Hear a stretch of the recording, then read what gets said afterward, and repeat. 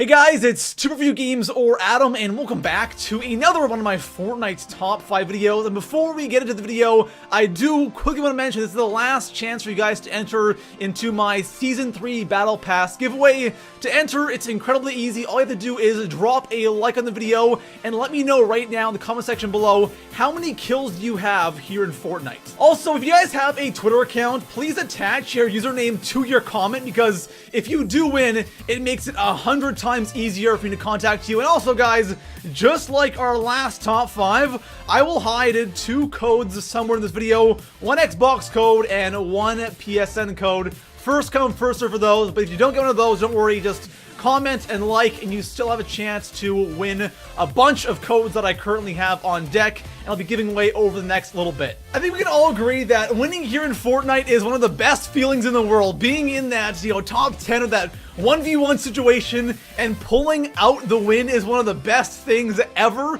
And it can be tough though to win in this game consistently, so if you're someone who is struggling to win in this game, today I'll be going over 5 things that you're probably doing wrong, and if you fix a couple of these things, I guarantee you'll see a lot more wins. Of course guys, if you are new to the channel and you want to see more Fortnite's top 5 videos, make sure to hit that sub button. And besides that, let's get into today's top 5 video. So coming in at the number 5 spot on my list, building at the end of the game is absolutely mandatory. If you do not build end game, you're not building bases, there is a very high chance you're going to lose. And this is quite obvious, right? I didn't want to put it on the list because it's so obvious. Of course you have to build at the end of the match, but it is incredible how many people don't build. There are so many matches where I'm the only guy building a base. The circle's so small, there's 5, 6 left, and I'm the only guy sitting there in a base. Everyone else is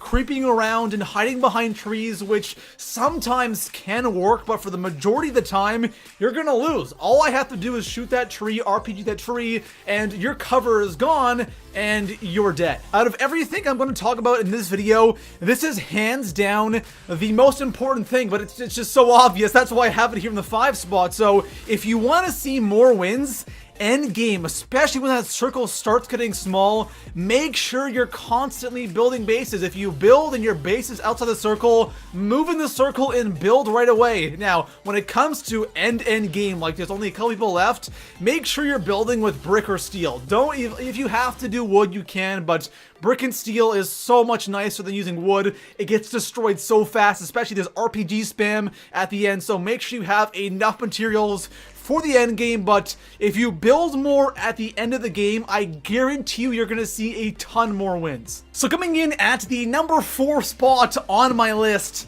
please don't hide behind trees.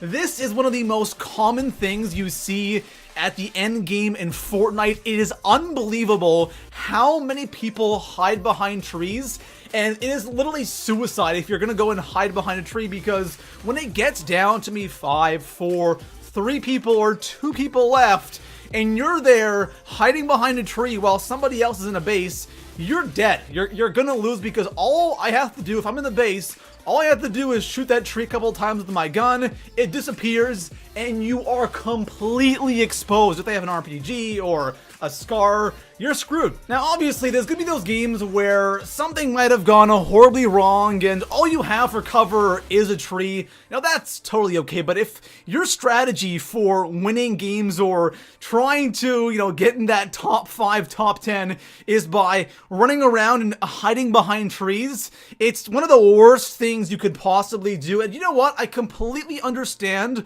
why people still do this, because I did it all the time as well. My thinking was, you know what, at the end of the match, I don't want to build like crazy and give away my position. I'm just going to go ahead and hide behind trees and objects, and that way I'll kind of like sneak my way into the top 5 or, that 1v1 situation, and it never ends well. You'll get lucky sometimes, but the majority of your games are going to end in death. So when it comes to end game, don't hide behind trees and objects, just build and you'll win a ton more. So coming in at the number 3 spot on my list, rushing bases is a tricky thing in Fortnite. There's one way you should do it, and then there's one way that you shouldn't do it. The proper way, of course, is build up to the base, and then just one pump the guy in the face, you're good to go. That's the ideal way of rushing a base here in Fortnite. Then there's another way that a lot of people love doing this, especially at the end of the match, is when they have nowhere else to hide, they will go to the bottom of your base and just sit there. This is something that I can completely relate to because I used to do this all the time when Fortnite first came out. You always think that there's no way they'll notice that I'm down here, and sometimes you can successfully actually get there, but it doesn't take much for them to spot you, especially if they're looking down around the map. It's really easy to see if someone's sitting at the base of your base, and what a lot of people like to do is they'll successfully get to the bottom of your base, and then they'll start hitting down the walls, and it alerts you instantly, and then you're just instantly dead. All they do is RPG you, or since they're looking down, they can easily get a couple headshots on you with a AR or a SCAR, and you're absolutely screwed. Now, if you find yourself in a situation where you are at the bottom of someone's base, at least build some kind of cover above you so they don't know exactly where you are. It gives you at least a chance of surviving. Don't just sit there hoping they won't see you, because guys, I'm sorry, there's a very good chance that they will see you, they will spot you, and you're gonna lose the game. So coming in at the number 2 spot on my list, I want to talk about end game loot, because one thing you see a lot of people doing is trying to improve their loadout at the end of a match, because there is always tons of loot laying around, especially as you get closer to that 1v1 situation.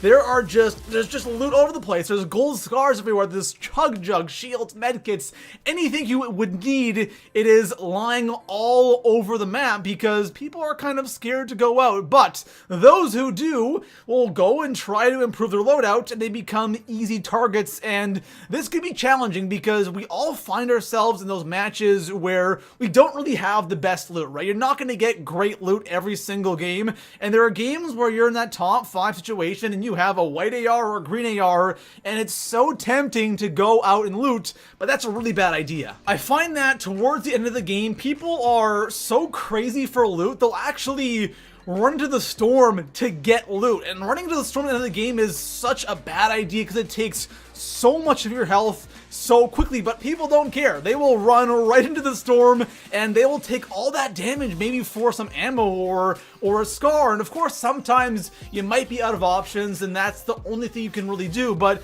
if you have bad weapons, you don't need to go out there and replace them. You're probably good with what you have. If you're building, if you're doing all that stuff, you should be fine. You don't have to go crazy for the loot end game, and there's probably going to be an opportunity to grab something as you're moving. So don't go crazy for loot end game, guys. It's not a big deal. You can win with what you have. It's coming in at the number 1 spot on my list. This definitely isn't the most important thing when it comes to winning game. That belongs to building, but this is something that is still very important, and it's kind of underrated. It kind of surprises me how important it actually is, and I don't think about it all that much, and that's the RPG. I think the RPG is the king of endgame, and I think if you have an RPG, you have a significant advantage over everybody else, especially if you have the gold RPG, because then you can really kill people with it. The blue and purple are all right. The blue is actually really bad with killing people, but the gold, my gosh, this thing absolutely wrecks. And